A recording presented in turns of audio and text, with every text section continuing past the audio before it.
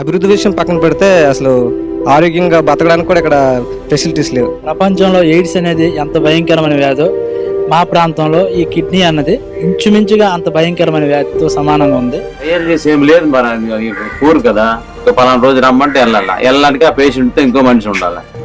ప్రతి ఒక్కరికి నేను ఇవాళ చెప్తా ఉన్నాను, తాగడానికి రిజర్వాయర్ల గుండా కాలువలు తీసుకొచ్చి కాలువల ద్వారా తాగునీరు ప్రతి ఒక్కరికి అందేట్టుగా చేస్తాము సర్ఫేస్ వాటర్ ద్వారా అని చెప్తా ఉన్నా. ఆ రోజు నేను చెప్పాను, ఈ మొత్తం ఉద్దానం ప్రాంతం అంతా కూడా ఈ రోజు సర్ఫేస్ వాటర్ తీసుకొచ్చి కిడ్నీ సమస్యకు పూర్తి పరిష్కారం చూపించే ఒక గొప్ప కార్యక్రమానికి అడుగులు పడతా ఉన్నాయి. దాదాపుగా 50 కోట్ల పైచిలుకుతో ఈ రోజు కిడ్నీ రీసెర్చ్ హాస్పిటల్ కూడా అక్కడే కడతా ఉన్నాం.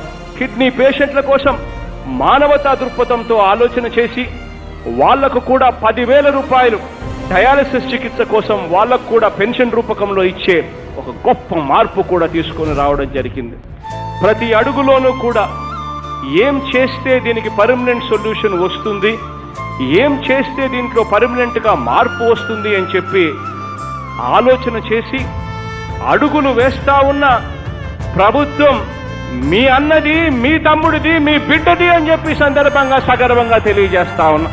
ఇది అభివృద్ధి కాదా నేను అడుగుతా ఉన్నాను, మీరు కూడా అదే అడగండి అని అడుగుతా ఉన్నా.